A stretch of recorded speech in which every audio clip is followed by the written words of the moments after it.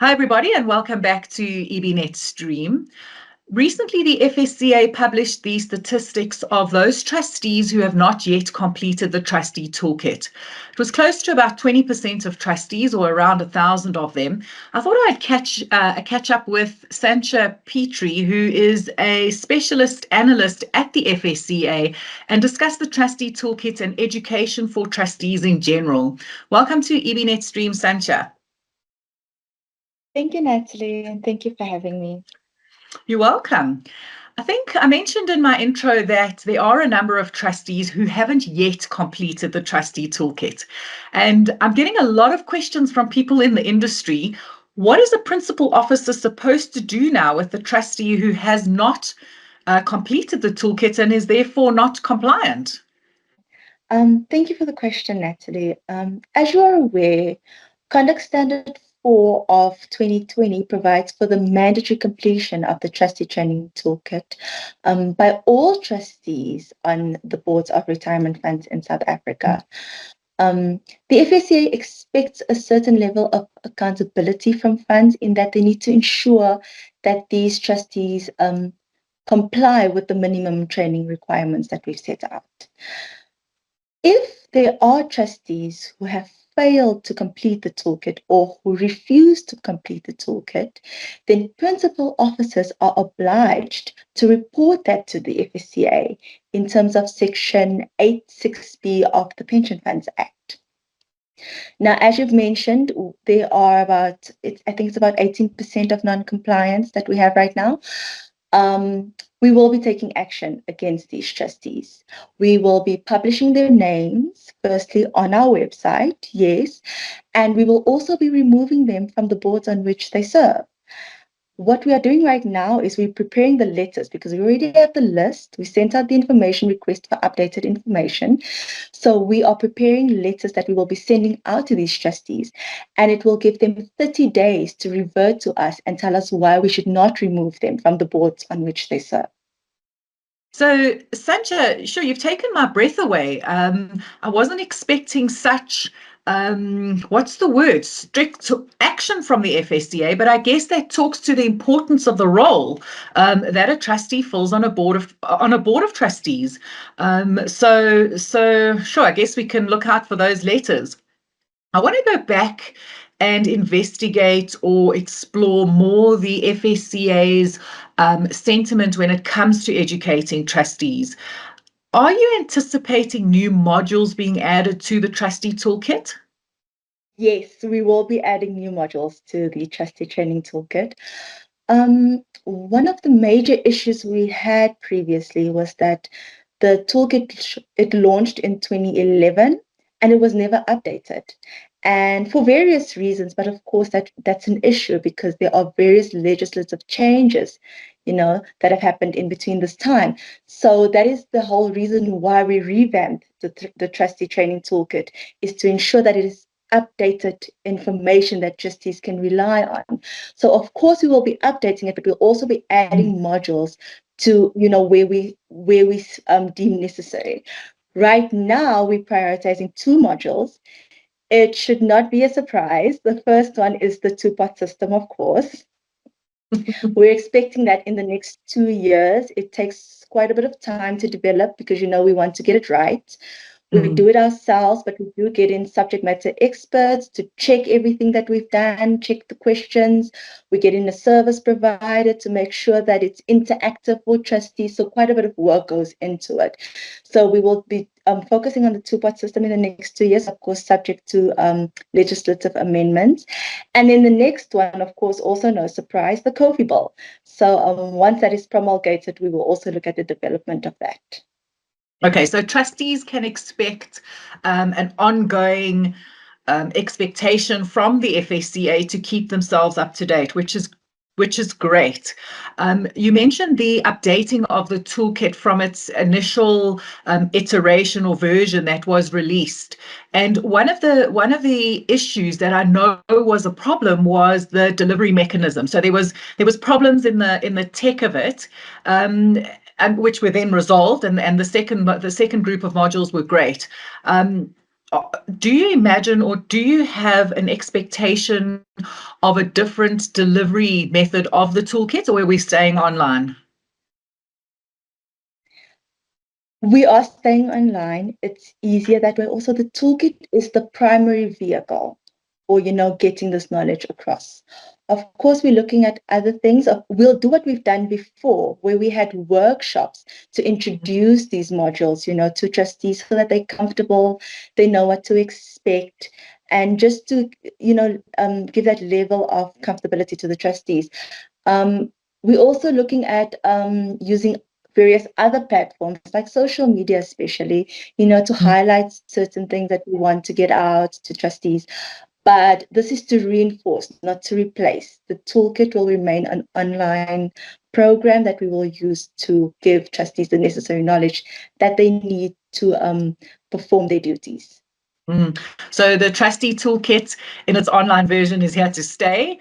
And I'm hearing you say 2 new modules coming, and they're relatively obvious ones.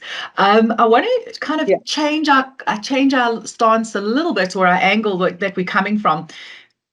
Being a trustee is difficult, right? And trying to stay on top of all the legislative updates, then add the investment updates, products, etc., etc.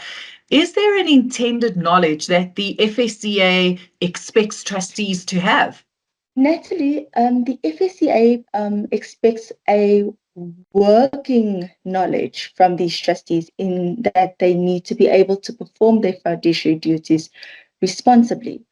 We do not expect them to be technical experts, but we do expect them to be able to make decisions that are in the best interest of members. And we are of the view that the Trustee Training Toolkit, although the revamped Trustee Training Toolkit, covers this expectation sufficiently. Definitely. I would definitely agree with that. The modules are great and certainly very comprehensive. So 5 stars from me.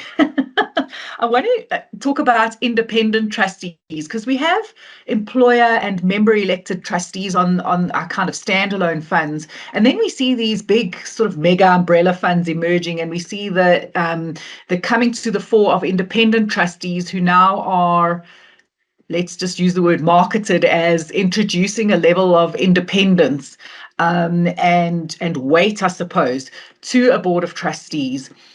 Does the FSCA have a different expectation or level or standard that they set for independent or professional trustees?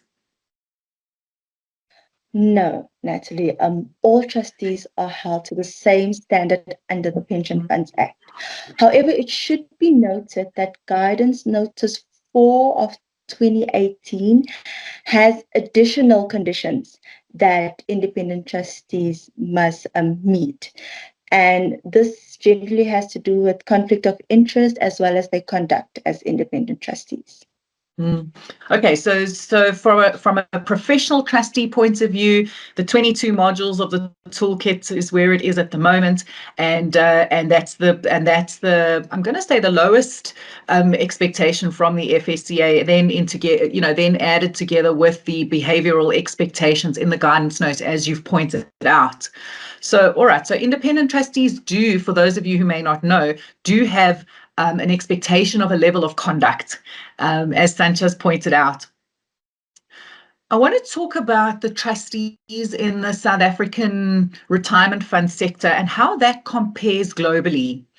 I mean, we have a very, very well-developed and well-established retirement system in our country. And if you had to look at the level of a trustee in this country compared to those overseas on equivalent type of things, I get that the Americans do things slightly differently, as does the UK and Australia. But, there are people who are decision makers around these products. Where does a South African trustee fit in with regards to a comparison?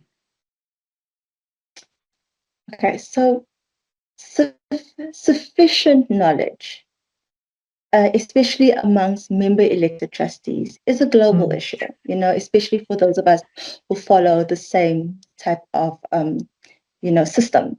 Like we are very similar to the UK system. So That is a global issue. However, South Africa compares favorably amongst OECD countries in that we have the highest expectation of member representation on a board. You know, this is a requirement. We have the highest level of that, but we still manage to be consistent with international standards, especially when it comes to fit and proper requirements. So yeah, Natalie, it is an issue, but we are also trying to address it, and we it's not all bad. We are favorably in OECD countries. That's excellent feedback. Thank you, Sanchia.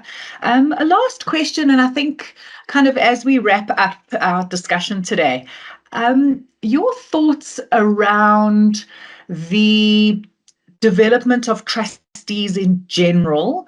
You know, there's the Trustee Toolkit, which for me is a basic. And then there's obviously the Pension Funds Act that says if you don't understand something, then, contact or use the services of an expert. But there must be some sort of behavior, or you've touched on the words fit and proper expectations for trustees. Are we looking at a situation where we're going to start getting continuous professional development hours as a requirement, or fit and proper requirements for trustees? Not at the moment, Natalie. At the moment, we're focusing on the toolkit, which we feel is very comprehensive. You know, it's 22 modules. It takes about almost 2 hours to complete a module. It is very comprehensive, and we feel like that is actually more than enough, even as a minimum. But we'll also do things like issue guidance notices if and when necessary. We'll be having, as I mentioned, workshops, we will also be looking at, as I've mentioned also before, using our various social media platforms, to spread certain knowledge that we want trustees to be aware of. So these are the types of things that we will be doing. But yes, the toolkit is the basis of it all. Perfect. Thank you very much. Sanchia Petrie, one of the specialist analysts at the FSCA, thank you so much for spending time with us this morning on EVNet Stream, and I'm sure we'll catch up again soon. Of course, Natalie. Thank you very much.